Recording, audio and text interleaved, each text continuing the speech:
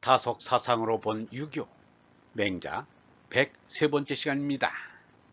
오늘은 시사방념, 시사방념이라는 제목으로 말씀드리겠습니다. 경애하는 얼본 여러분, 톨스토이와 마하트마 간디는 41살의 차이가 있습니다. 그런데도 톨스토이가 82살이나 살았기 때문에 톨스토이는 만년에 마하트마 간디의 편지를 받고 매우 기뻐하면서 마하트마 간디에게 감격의 회신을 보냈습니다. 이 두 사람은 19세기에 나서 20세기에 죽은 역사적인 이상주의자들입니다. 톨스토이는 사람들이 만들어 쓰는 돈의 폐해에 대해 깊이 생각했습니다. 톨스토이는 돈으로 남의 노동력을 쉽게 살 수 있는 데서 놀면서 지내는 사람이 생겼고, 돈을 악용하는 사람이 생겨서 인간에게 재앙을 가지고 왔다라고 말했습니다.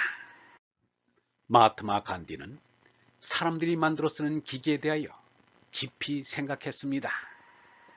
기계가 대량 생산을 함으로 많은 사람에게 일자리를 빼앗아 가난한 사람은 더욱 가난하게 만들고 부자는 더욱 부자가 되게 하여 인간에게 재앙을 가져왔다고 생각했습니다. 마침내 인류 문명이 공업화, 산업화에 따라서 자연 환경은 오염되고 파괴되어 인류가 지구 위에서 이대로 얼마나 더 존속할 수 있을지 모르는 위기에 놓였습니다. 톨스토이와 마하트마 간디의 이상론이 잠꼬대가 아님이 드러나고 있습니다. 돈 없는 세상, 기계 없는 세상을 그리워할 날이 머지 않았기 때문입니다. 유영문은 말하기를 증기기선과 화약이 발명되지 않았을 때가 사람들이 더 행복했다.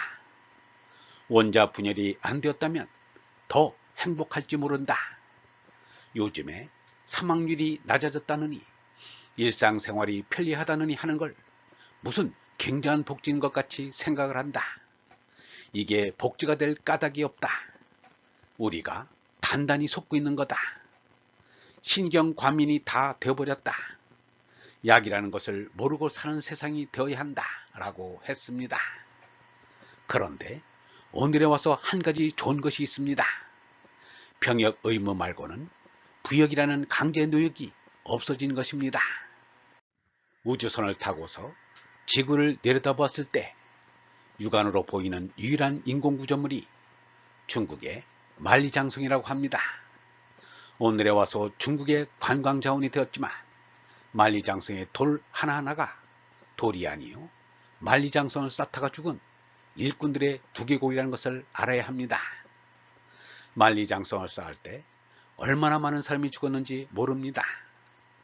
축성에 동원된 100만 명의 장정 가운데 열흘 동안에 반수 이상이 죽은 적도 있었다고 합니다.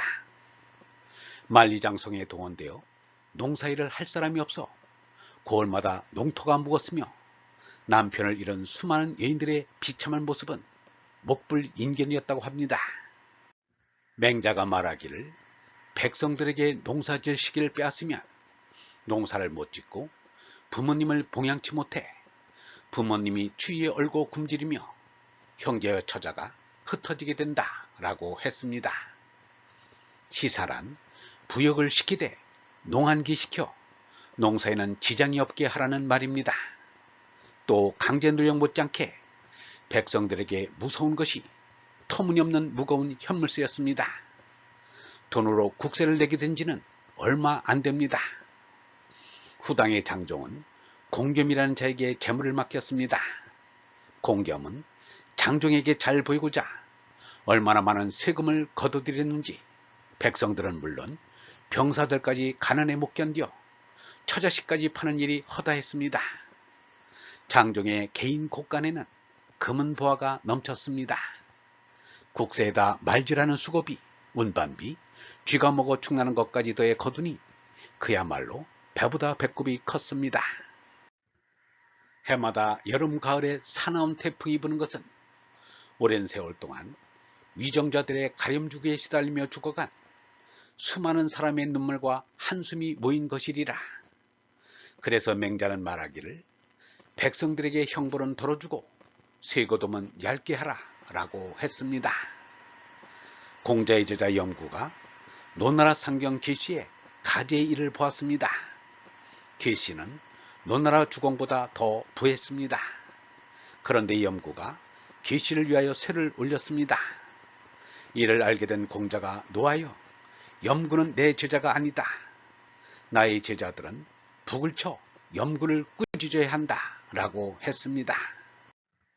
유영모는 이러한 얘기를 했습니다. 우리나라에 옛날에도 좋은 것이 많았는데 모두가 발전을 보지 못하고 도중에 쓰러졌다. 그 가운데 중묵이 유명했다.